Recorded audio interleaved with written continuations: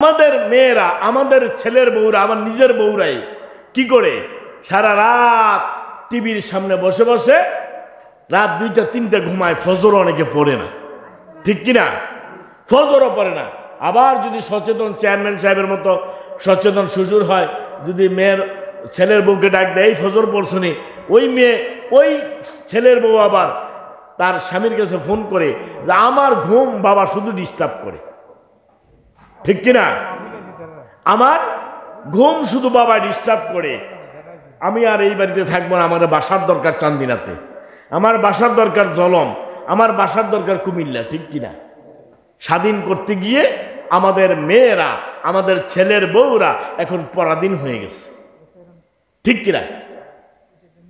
এখন কি হয়ে গেছে? পরাধীন হয়ে গেছে। বন্ধুরা আমার, আল্লাহ রাব্বুল আলামিন বললেন উতলু মা উহিয়া ইলাইকা মিনাল কিতাব ওয়া আকিমিস সালাতা ইন্নাস সালাতা তানহা আনিল ফাহশাই ওয়াল মুনকার। আমার ভাইরা, আল্লাহ রাব্বুল আলামিন বলেন, ও নবী আপনি কোরআনুল কারীম তেলাওয়াত করেন, যা আপনার প্রতি নাজিল করা হয়েছে, নামাজ কায়েম করেন। ইন্নাস সালাতা তানহা আনিল ফাহশাই ওয়াল মুনকার, নিশ্চয় নামাজ মানুষকে অশ্লীল খারাপ কাজ থেকে বিরত রাখে। কার কথা? আর আসতে বলেন, কার কথা? আল্লাহর কথা হচ্ছে নামাজ মানুষকে অশ্লীল খারাপ কাজ থেকে বিরত রাখে। কিন্তু দুর্ভাগ্য, আজকে তসবিহ টিপা ঠিক আছে, নামাজের সামনে ঠিক আছে, আবার সুদ খাওয়ার কাতারও ঠিক আছে, ঠিক কিনা? কেউ যদি সুদ খান, আল্লাহর হস্তে রাগ করেন না, আমি কথা একটাও ছেড়ে যাব না, সব কথা বলা হবে, কেউ রাগ করবেন না, কারণ আমি হক কথা বলবো। সামনে বছর দাওয়াত দেন, আর সামনের বছর দাওয়াত দেন আর না দেন সমস্যা নাই, কারণ আমার রিজিকের মালিক আল্লাহ, আমার এই বিশ্বাস আছে, ঠিক কিনা? বন্ধুরা আমার, আল্লাহ রাব্বুল আলামিন বললেন আকিমুস সালাহ, নবীজি আপনি নামাজ কায়েম করুন। আমার ভাইয়েরা, এই পৃথিবীর মধ্যে আল্লাহ রাব্বুল আলামিন কোরআনুল কারীমের সব জায়গার মধ্যে বলেছেন আকিমুস সালাত, নামাজ কায়েম করো। নামাজ হচ্ছে মুমিনদের 1 নম্বর গুণ। 1 নম্বর গুণ কি? 1 নম্বর গুণ কি? এমন লোক আছে, আজকে 2টো জানাজা আমি পড়েছি, একটা 9টা আর একটা 10:30টায়। দেখা গেছে হাত যদি তোলা হতো, অর্ধেক মানুষ এই ফজরের নামাজ পড়ে নাই। অর্ধেক মানুষ কি? অর্ধেক মানুষই ফজরের নামাজ পড়ে নাই। আপনি ফজরের নামাজ পড়েন নাই তো জানাজা অংশগ্রহণ কোনো দরকার নাই, ঠিক কিনা? আপনি ফজরের নামাজ পড়েন নাই তো জানাজা নামাজের অংশগ্রহণ করার কোনো দরকার নাই। বন্ধুরা আমার, এই জন্য বলতে চাই, আল্লাহ রাব্বুল আলামিন নবীজিকে বললেন, নবীজি নামাজ কায়েম করুন। নামাজ কি? নামাজ পড়ার কথা বলেছে সূরা কাউসারে, ইন্না আতাইনা কাল কাউসার ফাসাল্লি লিরাব্বিকা ওয়ানহার। সুতরাং আপনার রবের উদ্দেশ্যে নামাজ পড়েন। কোথায় বলছে? সূরা কাউসার। আর অন্য অন্য জায়গাগুলোতে শুধু কায়েম করার কথা বলেছে। নামাজ কি? নামাজ কায়েম করুন। ইন্নাস সালাতা তানহা আনিল ফাহশাই ওয়াল মুনকার, নিশ্চয়ই নামাজ মানুষকে অশ্লীল খারাপ কাজ থেকে বিরত রাখে। আমার আল্লাহ রাব্বুল আলামিনের কথা। কিন্তু আমি নামাজও পড়ি, আমার সুদের মধ্যে আমার সম্পর্ক, ঘুষের মধ্যে সম্পর্ক, মেল দরবারে গেলে আমি টাকা খাই গোপনে, ঠিক কিনা? মেল দরবারে টাকা খাওয়া আপনাদের দিকে নাই। আমি কালকে শুনলাম আমাদের গোবিন্দপুরে একটা দরবার হয়েছে, সেখানে লেনদেন হয়েছে 5 লক্ষ টাকা। কয় লক্ষ? 5 লক্ষ টাকা লেনদেন করা হয়েছে সেখানে। সমাজের নেতৃস্থানীয় লোকেরা খেয়েছে। এখন এই সমাজকে ভালো করবেন কি দিয়ে? সমাজ পরিবর্তন হবে কি দিয়ে? যেই সরিষা দিয়ে ভূত ছাড়াবে, ওই সরিষা তো বুদ্ধি ধরে আছে।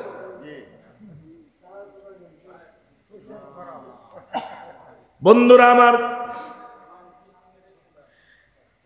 হযরত ইব্রাহিম আলাইহিস সালাম যখন উনি বারবার আমার আল্লাহকে নিয়ে চিন্তা করলেন, বারবার আল্লাহকে নিয়ে চিন্তা করার পর উনি দেখলেন ওনার গোত্রের লোকেরা মূর্তি পূজা করে, অগ্নি পূজা করে, গাছ পূজা করে, তারকার পূজা করে, বিভিন্ন পূজা করতেছে।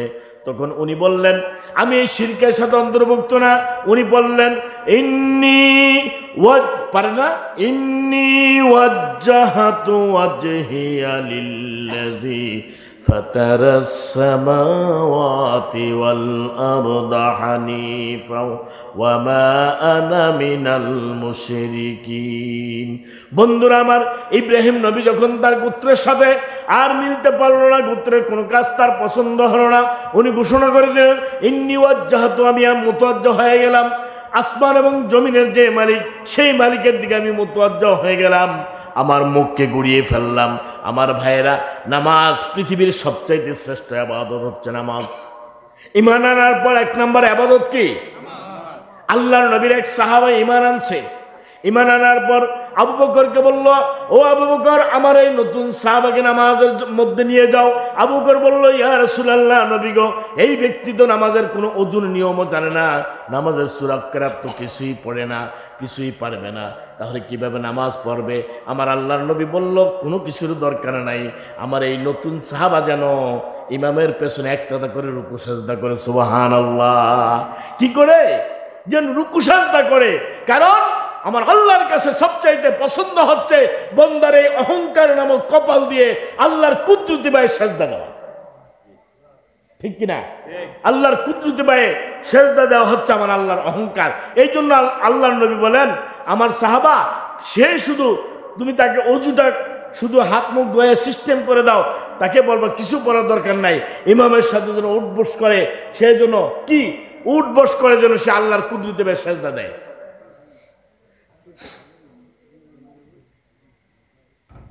একটা টিস্যু লাগবে, টিস্যু। বন্ধুরা আমার, এই জন্য পৃথিবীর শ্রেষ্ঠ ইবাদত কি? কারণ দেখেন, আপনি একটা দরবারে গেলে পরে সব মানুষ চেয়ারে বসতে পারে না, বসতে পারে নাকি? আবার সভাপতির যে চেয়ার, এই সভাপতির চেয়ারের দাম থাকে আলাদা, ঠিক কিনা? কিন্তু নামাজ এমন একটা জিনিস, আমার ভাইয়েরা,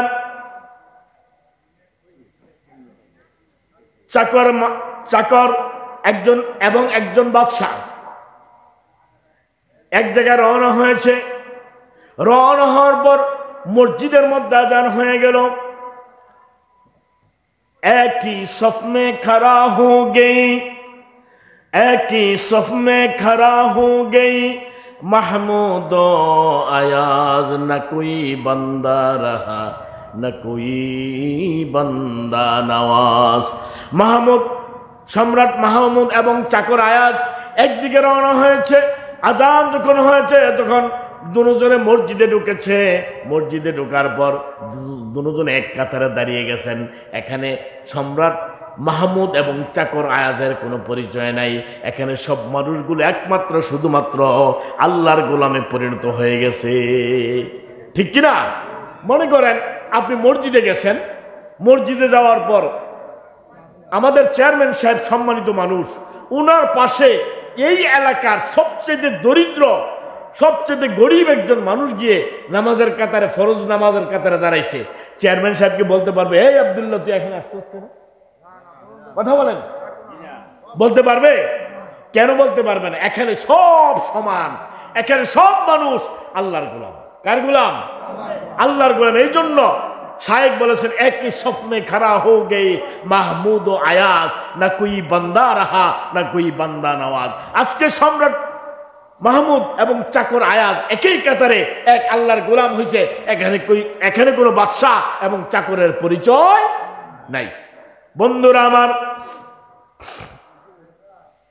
বন্ধুরা আমার, আমরা যারা এখানে এসেছি, আমার আল্লাহ রাব্বুল আলামিন বললেন, ইন্নাস সালাতা তানহা আনিল ফাহশাই ওয়াল মুনকার, নিশ্চয় নামাজ মানুষকে অশ্লীল খারাপ কাজ থেকে বিরত রাখে। এখন এই নামাজ পড়ার পর আমরা সুদের সাথে জড়িত, এই নামাজ পড়ার পর আমরা ঘুষের সাথে জড়িত, এই নামাজ পড়ার পর আমরা আইল ঠেলার সাথে পরিচিত, ঠিক কিনা? এখন বলেন, আল্লাহ বলল যে নামাজ হচ্ছে মানুষকে অশ্লীল খারাপ কাজ থেকে বিরত রাখবে। এখন এইটা এমন হচ্ছে কেন? তাহলে বোঝা গেল আমাদের নামাজ হয় না। আমরা যেভাবে নামাজ পড়ার কথা ওইভাবে নামাজ আমরা হয় না। না হওয়ার কারণে এই নামাজ আমাকে অশ্লীল খারাপ কাজ থেকে বিরত রাখতে পারে নাই। বন্ধুরা আমার, আল্লাহর নবী সাহাবাকে প্রশ্ন করলেন, ও আমার সাহাবা, তোমার বাড়ির পাশে কি কোনো নদী আছে? বা পুকুর আছে কিনা। আল্লাহর নবীর সাহাবা বলে, ইয়া রাসূলুল্লাহ, আমার বাড়ির পাশে পুকুর আছে, আমি এখানে দৈনন্দিন একবার গোসল করি। কয়বার? আল্লাহর নবী বললেন, আমার সাহাবা, ওই পুকুরের মধ্যে যদি তুমি দৈনন্দিন 5 বার যদি তুমি গোসল করো, তোমার গায়ে কোনো ময়লা থাকবে কিনা? সাহাবা উত্তর দিল, ইয়া রাসূলুল্লাহ, 5 বার কেন, একবার করলেই তো ময়লা থাকে না। আমার নবী রাহমাতুল লিল আলামিন কত সুন্দরভাবে উদাহরণ দিলেন। আমার ভাইয়েরা, কোন মানুষ যদি প্রত্যেকদিন 5 ওয়াক্ত নামাজ যদি সে জামাতের সাথে আদায় করে, তাহলে তার গায়ে কোনো গুনাহ থাকবে? গুনাহ থাকবে? কার কথা? রাহমাতুল লিল আলামিন নবীর কথা। কোন মানুষ যদি দৈনন্দিন 5 ওয়াক্ত নামাজ জামাতের সাথে পড়ে, তার গায়ে কোনো ময়লা থাকবে না। আমরা নামাজ তো পড়ি না, ঠিক কিনা? নামাজকে বলো না কাজ আছে, কাজকে বলো আমার নামাজ আছে। নামাজ বিহীন পরপারে কি জবাব দেবে তুমি প্রভুর কাছে? নামাজকে বলো না কাজ আছে, কাজকে বলো আমার নামাজ আছে। নামাজ ছাড়া পরপারে কি জবাব দেবে তুমি প্রভুর কাছে? এই জন্য আমার ভাইরা, আমরা ওই সিদ্ধান্ত নিতে হবে যে আমার প্রতিদিন 5 ওয়াক্ত নামাজ জামাতের সাথে আদায় করতে হবে, ঠিক কিনা? আমার আল্লাহ রাব্বুল আলামিন বললেন, ইয়া আইয়ুহাল্লাযিনা আমানু রুকউ ওয়াসজুদু ওয়া'বুদু রাব্বাকুম আফআলুল খায়রা লাআল্লাকুম তুফলিহুন। হে দুনিয়ার মানুষেরা, তোমরা কি রুকুকারীর সাথে রুকু করো, সাজদাকারীর সাথে সাজদা করো। এটা হচ্ছে নামাজ জামাতে পড়া। নামাজ কি পড়া?